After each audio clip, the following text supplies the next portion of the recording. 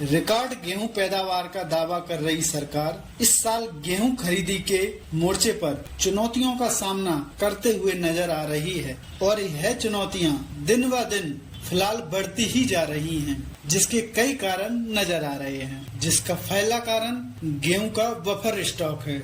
आपको बता दें, वर्तमान में देश का गेहूं का बफर स्टॉक पिछले 16 वर्षों के न्यूनतम स्तर पर जा पहुंचा है और स्थिति ऐसी है कि गेहूं का स्टॉक अपने नॉर्म से सिर्फ थोड़ा सा ही अधिक है, अर्थात गेहूं का बफर स्टॉक एक क्रिटिकल स्टेज पर है। सेकंड कारण गेहूं के उत्पादन को इस साल झटका लगना है। अभी तक इस वर्ष के गेहूं उत्पादन के सरकारी अग्रिम अनुमानों में गेहूं का उत्पादन 112 से लेकर 114 मिलियन मैट्रिक टन उत्पादन होना बताया था, जो पिछले साल के गेहूं उत्पादन से अधिक था। परंतु प्राइवेट एजेंसियों के गेहूं उत्पादन को लेकर जो आंकड़े बताए जा रहे हैं, उसमें गेहूं का इस वर्ष का उत्पादन लगभग 106 मिलियन मैट्रिक तक होने की बात कही जा रही है, जो पिछले साल के भी गेहूं उत्पादन से कम है। जबकि ग्राउंड रियलिटी इन दोनों अनुमानों से भी कम नजर आ रही है। बहुत से लोगों का मानना है इस साल देश में गेहूं का उत्पादन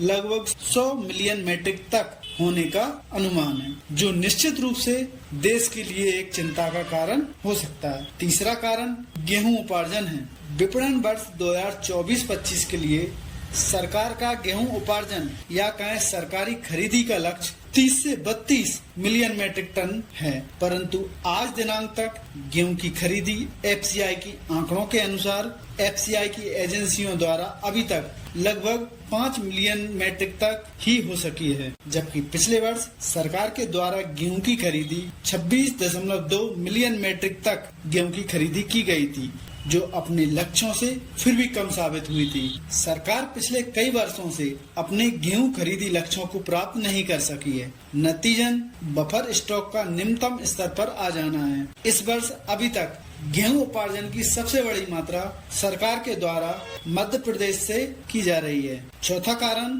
पीडीएस स्कीमों को कैसे रन किया जाएगा। आपको बता दें, भारत सरकार के द्वारा गेहूं उपार्जन या खरीदी की जो मात्रा खरीदी जाती है, उसका अधिकांश हिस्सा सार्वजनिक वितरण प्रणाली के तहत गरीबों और जरूरतमंदों को वितरण कर दी जाती है। शेष मात्रा बाजारों में गेहूं की बाजार कीमतों को नियंत्रित करने के लिए खुली नीलामी में गेहूं का विक्रय कर दिया जाता है। अब जब तक गेहूं का बफर स्टॉक बूस्ट नहीं होगा, तब तक यह पीडीएस योजनाएं कैसे रन करेंगी। बिना बफर स्टॉक के यह सारी योजनाएं धरी की धरी रह जाएंगी। निष्कर्ष, हमारे देश को अभी लगातार 2-3 वर्षों तक गेहूं के रिकॉर्ड उत्पादन और सरकारी खरीदी की आवश्यकता है, जिससे एफसीआई के गोदामों को गेहूं के स्टॉक से भरा जा सके। हालांकि हमें यह नहीं भूलना चाहिए, इस सब के साथ साथ किसानों को उसकी उपज का उचित मूल्य मिल सके। वर्तमान में देश में न्यूनतम समर्थन मूल्यों में प्रति वर्ष 10 से 15% बढ़ोतरी की जा सके, ऐसी व्यवस्था होनी चाहिए। यह नहीं भूलना चाहिए, इस सब के साथ साथ किसानों को उसकी उपज का उचित मूल्य मिल सके। वर्तमान में देश में न्यूनतम समर्थन मूल्यों में प्रति वर्ष 10 से 15% बढ़ोतरी की जा सके, ऐसी व्यवस्था होनी चाहिए।